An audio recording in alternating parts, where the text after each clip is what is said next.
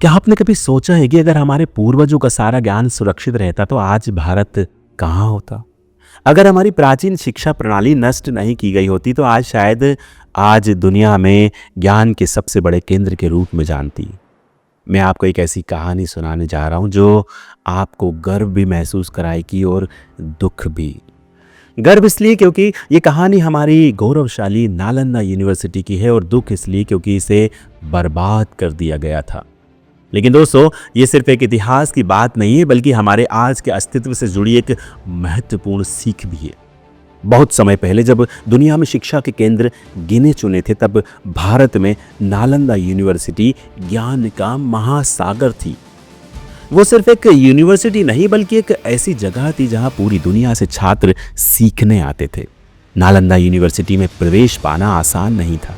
Student को कठिन परीक्षा पास करनी होती थी। संस्कृत और बौद्ध धर्म की गहरी समझ जरूरी थी।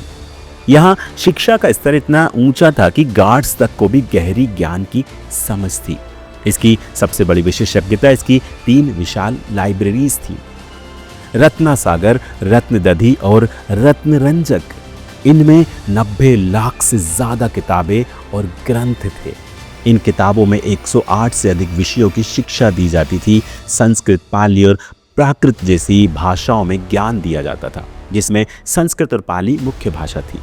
यहाँ सिर्फ धर्म और दर्शन नहीं बल्कि वास्तुकला, आयुर्वेद, चिकित्सा, खगोल विज्ञान और ज्योतिष का भी अध्ययन होता था।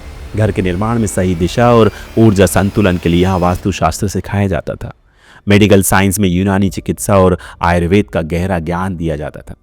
सोचिए, आज की दुनिया में जिन चीजों को हम नए आविष्कार मानते हैं वे उस समय पहले से ही पढ़ाई जाती थी। लेकिन जितना महान ज्ञान का यह केंद्र था उतनी ही क्रूरता से इसे नष्ट कर दिया गया। इसका सबसे बड़ा कारण था एक विदेशी आक्रमण। नालंदा की समृद्धि और ज्ञान देखकर दुनिया में कई लोग उनसे ईर्ष्या करने लगे। इसी बीच एक दिन ऐसा आया जब भारत के इस गौरव को जलाकर राख कर दिया गया। और इस विनाश की शुरुआत एक घटना से हुई जिसने इतिहास की धारा ही बदल दी। ये घटना जुड़ी थी बख्तियार खिलजी नाम के एक आक्रमणकारी से। वो अफगानिस्तान के खिलजी कबीले से था और दिल्ली सल्तनत में अपनी जगह मजबूत करना चाहता था। अपने लालच में उसने बिहार और बंगाल के कई हिस्सों पर कब्जा कर लिया, लेकिन फिर वो बीमार पड़ गया। कई हकीमों और डॉक्टरों ने उसका इलाज किया लेकिन कोई भी उसे ठीक नहीं कर सका। आखिरकार उसे सलाह दी गई कि नालंदा यूनिवर्सिटी के आयुर्वेद विशेषज्ञ राहुल श्री भट्ट ही उसे ठीक कर सकते हैं। पर खिलजी को यह मंजूर नहीं था कि कोई हिंदू वैद्य उसका इलाज करे। लेकिन जब उसकी तबीयत और बिगड़ने लगी तो मजबूर होकर उसे इस सलाह को मानना पड़ा। लेकिन उसकी एक शर्त थी, वो किसी भी काफिर की दी हुई दवा नहीं खाएगा। अगर राहुल श्री भट्ट सच में बुद्धिमान हैं तो उन्हें बिना दवा खिलाए से ठीक करना होगा। आचार्य श्री भद्र ने खिलजी की इस चुनौती को स्वीकार कर लिया।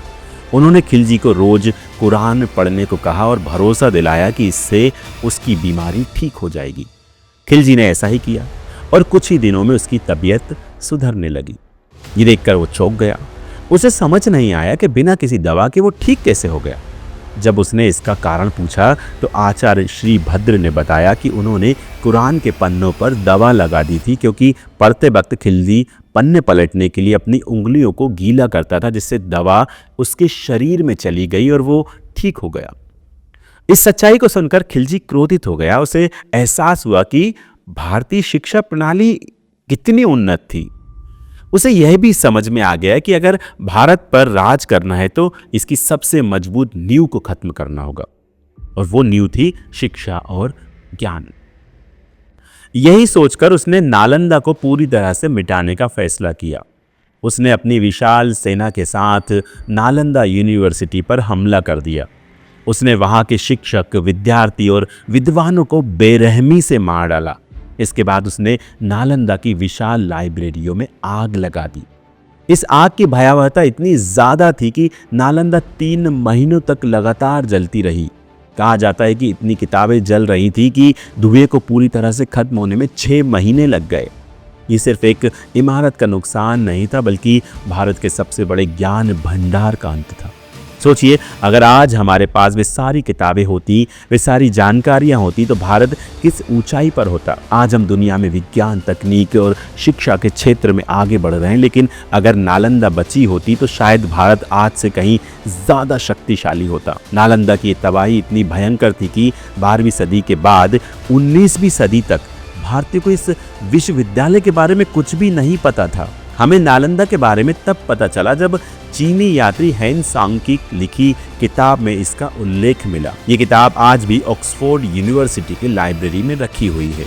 19वीं सदी में जब भारतीय पुरातत्व विभाग ने खुदाई शुरू की, तब जाकर हमें नालंदा विश्वविद्यालय के अवशेष मिले। लेकिन सोचिए, ये सिर्फ 10% हिस्सा था, बाकी 90% का कोई निशान नहीं बचा था। भारत ने जो नुकसान देखा वो कभी भी पूरी तरह से भरा नहीं जा सकता, लेकिन हाँ, आज एक बार फिर से नालंदा को पुनर्जीवित करने की कोशिश की जा रही है।